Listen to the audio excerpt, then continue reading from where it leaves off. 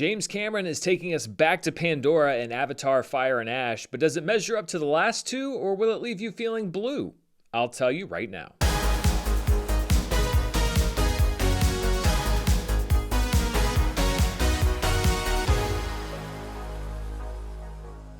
This video is brought to you by AG1. Go to drinkag1.com/Dan Murrell to get their best offer and free gifts while supplies last, and stay tuned after the video for more info. Hello everybody, I'm Dan Murrell here with my review of Avatar: Fire and Ash, the third film in the Avatar saga, and if James Cameron is to be believed, perhaps the final movie if it does not perform to its Avatar-sized requirements at the box office. Like 2022's Avatar: The Way of Water, Fire and Ash was written by Cameron alongside Rick Jaffa and Amanda Silver, which is not really a surprise considering that much of the production for the second and third movie was done simultaneously. While The Way of Water skipped ahead several years, Fire and Ash is set in the aftermath of the last movie, with Jake Sully and Neytiri back among the Metkayina water clan, grieving the loss that they suffered at the end of Part 2. Neytiri in particular is taking this loss hard and regards Spider, the family's human adopted son, with suspicion after the revelation that he's the son of Miles Quaritch, the former military commander who's now reborn as a Na'vi avatar himself. This sounds kind of like a soap opera, actually, when you put it all together. Quaritch is back to his old ways, working with the military to exploit the planet Pandora, and there's also a new clan in play, the volcano-dwelling Mengquan, led by Varang, played by Una Chaplin. I was a fan of Avatar: The Way of Water, not for its groundbreaking story, but for its imagination. I admired that James Cameron took the years between the first and the second film and introduced us to an entirely new part of Pandora that we'd never seen before. And with fire so prominent in the title of this movie, I was excited to see him do it again. These movies, the Avatar films, are spectacle, first and foremost. That's why both of them have done so well. So I think it's a smart move to make each film distinct from the last to give the audience a new experience every time. Except that James Cameron didn't really do that this time. While the Fire Clan is new, a lot of the elements from The Way of Water are actually recycled for this film. The major battles mostly take place in the same places as the last movie. The creatures we see are mostly recycled from the first two movies. And there were even some shots that were so similar to shots in The Way of Water that I actually briefly thought that we might be flashing back to that movie. The whale-like Tulkun are back, as are the evil whalers with all of their boats and submarines, and much of the climactic battle sequence is kind of a restaging of what we saw last time. Instead of shooting two movies simultaneously, each with a distinct feel and vision, we really just got two Avatar: Way of Waters.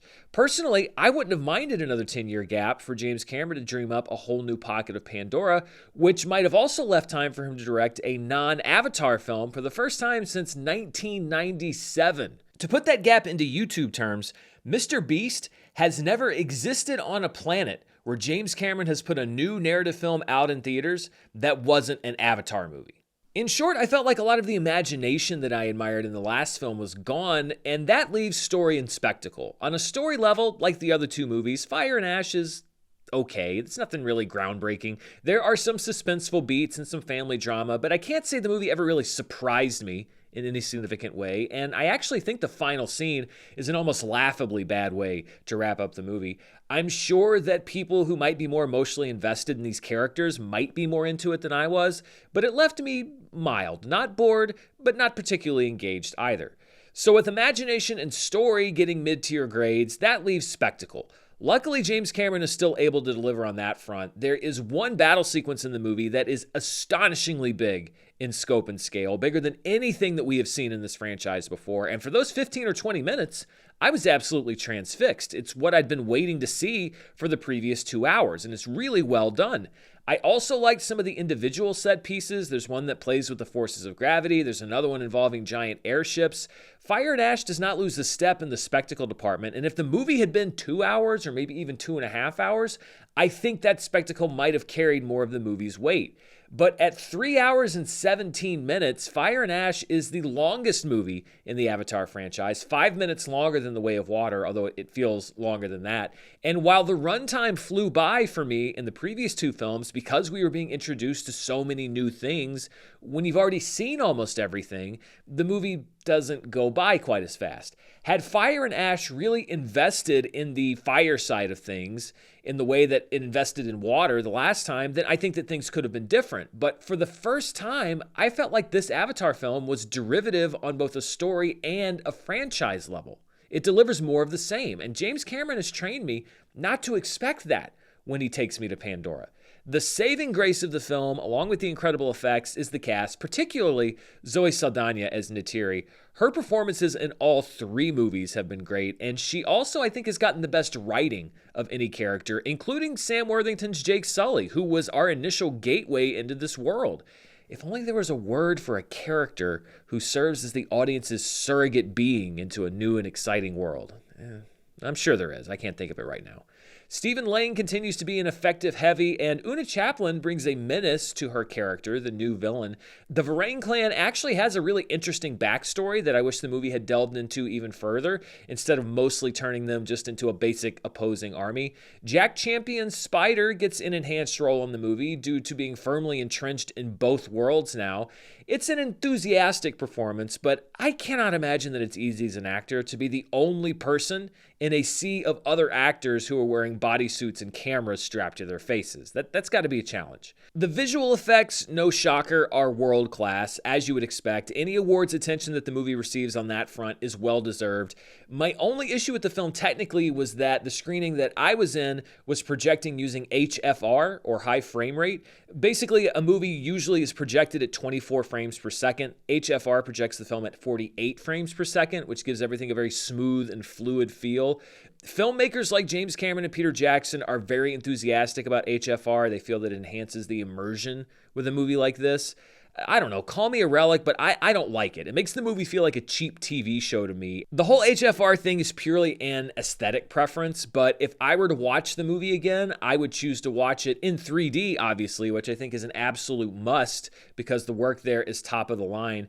But I would watch it at 24 frames per second. If you're not a fan of HFR, I would recommend checking your theater listings before you buy your ticket to see how the film's going to be projected. James Cameron was recently asked about people who didn't like HFR, and as he does anytime Avatar is criticized, he simply pointed to the scoreboard and said, this is an actual quote, "I think $2.3 billion says you might be wrong on that." Because as we all know, money is the ultimate and only arbiter of right or wrong. I've more or less unreservedly enjoyed the last two Avatar movies as theatrical experiences, even though I acknowledge the same story stuff as everybody else. Avatar 1 and 2 both captivated me throughout the run of the film with the sheer scope of James Cameron's vision. I'm somewhat less enthusiastic about this one. When the movies aren't delivering a lot that's new, you're kind of left to ponder all the other stuff that doesn't feel as fresh either. I saw both of the previous two films in theaters twice, and I was excited to see them twice. I need a really good reason to go back and see this one, and I don't know, maybe that's going to be reflected in the box office gross for this movie, maybe it won't. That remains to be seen. I don't usually seek out what other critics have said before I do my reviews, but I was lucky enough to see Fire and Ash a couple weeks ago, and some of those early reactions in the ensuing, 2 weeks have found their way to me. Some critics seem to kind of agree with me. Others have said that this is just as good as the other two. Well, what do I know? I'm just some guy without $2.3 billion in my pocket. If I was grading this just on visuals and beauty, this would be a see it now because this is often a breathtakingly beautiful film. But when you're on Breathtakingly Beautiful Film Part 3, I think you also have to keep things fresh in other areas, and Avatar Fire and Ash didn't really do that for me. Honestly, on my personal scale, I can't go any higher than the upper reaches of it's fine for this movie.